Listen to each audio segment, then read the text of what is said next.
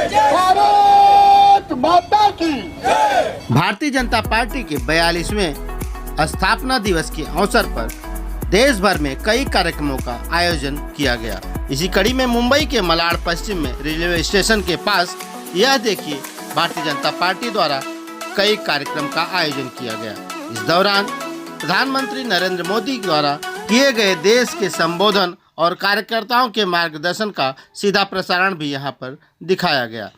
Bharatiya Janata party के नेता विशाल भगत की अगुवाई में यह कार्यक्रम आयोजित किया गया था। इस दौरान सुनील कोहली, आरयू सिंह, यूनुस खान, नरेंद्र राठौर, जिलाध्यक्ष गणेश खनकर, दीपक राव राणे, प्रदीप गोंदे, नगर सेविका योगिता कोहली सहित भारी संख्या में भारतीय जनता पार्टी के कार्यकर्ता और पदाधिकारी उपस्थित थे। इस दौरान नालों की सफाई का भूमि पूजन भी यहाँ पर यह देखिए किया गया।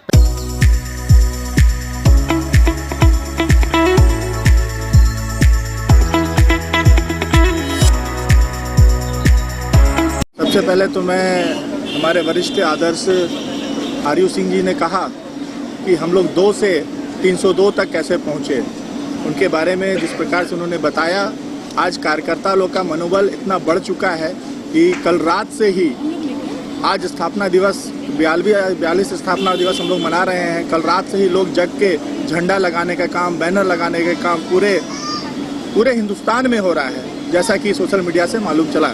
और ये महाराष्ट्र में मलाड में हमारे मार्गदर्शक गोपाल शेट्टी जी के नेतृत्व में, सुनील कोहली जी मंडल अध्यक्ष के नेतृत्व में आज यहाँ के कार्यकर्ता बहुत उत्साहित है। और प्रधानमंत्री के जो भाषण है वो ये बताता है कि वो अंतिम पंत तक लोगों तक सुविधा पहुँचाने का प्रयास कर रहे हैं और आने वाले दिन में हिंदुस्तान विश्व गुरु बनेगा, इसमें कोई दो मत नहीं। भारतीय जनता पार्टी का स्थापना दिन है और पूरे देश में हर्ष उल्लास के साथ भारतीय जनता पार्टी का 42वां स्थापना दिन मनाया जा रहा है।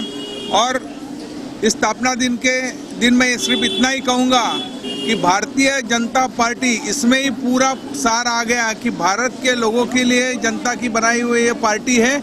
और आज पूरे देश में भारतीय जनता पार्टी काफ़ी अच्छा काम कर रहे हैं। नरेंद्र मोदी जी के नेतृत्व में जो भारत के सपने अधूरे थे वो पूरा करने का काम हमारे आदरणीय प्रधानमंत्री नरेंद्र मोदी जी कर रहे हैं। और आने वाले समय में पूरी तरह जो देश का विकास इस भारत की जनता ने सोचा था उस तरह देश का विकास होगा। और आने वाले समय में जैसा कहा जाता था पिछले ज़माने में कि भारत एक सोने की चिड़िया भारत में हुआ करता था, ऐसा देश था। और आने वाले समय में वो आसार हमको दिखाई दे रहे हैं।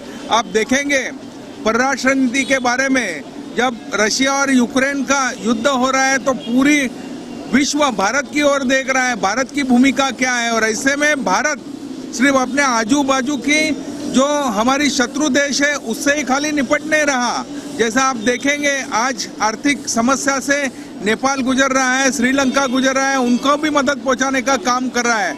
और एक खाली इतना ही उदाहरण दूंगा कि बोफर्स की जो तोप की जो राजीव गांधी ने जो खरीदी थी उसकी जो लंबाई थी 140 किलोमीटर, लेकिन आज भारत वही देश को जिन्होंने हमको बोफर्स दिए थे उनको शस्त्र अस्त्र देने का काम कर रहा है। यही भारत के तरक्की का निशान है। 1980 को दिल्ली में माननीय अटल बिहारी वाजपेयी जी, माननीय लाल कृष्ण आडवाणी जी, डॉक्टर मुरली मनोहर जोशी, नानाजी देशमुख, सुंदर सिंह भंडारी, इन बड़े नेताओं के हाथों से हमने भारतीय जनता पार्टी की स्थापना की। जनता पार्टी से 5 अप्रैल को हम अलग हो गए और हमने भारतीय जनता पार्टी का नाम रखा। और तब से आज तक भारतीय जनता पार्टी इस रास्ते पर चलती है कि देश राष्ट्रवाद आगे रहे। 1996 के बाद फिर 2014 में हमारी सरकार बनी और हमको खुशी है इस लंबी यात्रा में, 42 साल की लंबी यात्रा में हम देश पर शासन करने में सक्षम हुए। और जो शासन हम कर रहे हैं यह दुनिया के लिए बहुत बड़ा उदाहरण है। सर, ये पूरे सफर को किस तरह से देखते हैं? सफर तो संघर्षों से शुरू हुआ। 1984 में बहुत एक दुखद घटना हुई कि हमारी तत्कालीन प्रधानमंत्री इंदिरा गांधी जी की हत्या हुई। वह खालिस्तानियों के द्वारा की गई हमको बड़ा दुख हुआ। और उसी समय जो चुनाव हुआ लोकसभा का, कांग्रेस पार्टी सारे देश में बहुत प्रचंड बहुमत से जीत कर आई और हमको सिर्फ 2 सीटें मिली, एक आंध्र प्रदेश से और एक गुजरात से। लेकिन हमने हिम्मत नहीं हारी, हम अपने नेताओं के दिखाए हुए रास्ते पर चलते रहे और उसका नतीजा हुआ कि 1996 में हमारी सरकार आई, फिर 1998 में हमारी सरकार आई, फिर 1999 में हमारी सरकार आई और तीनों बार अटल जी इस देश के प्रधानमंत्री बने। उसके बाद वह कड़ी आगे बढ़ती गई और 2014 में गुजरात के मुख्यमंत्री श्री नरेंद्र मोदी जी उत्तर प्रदेश से सांसद बनकर इस देश के प्रधानमंत्री बने।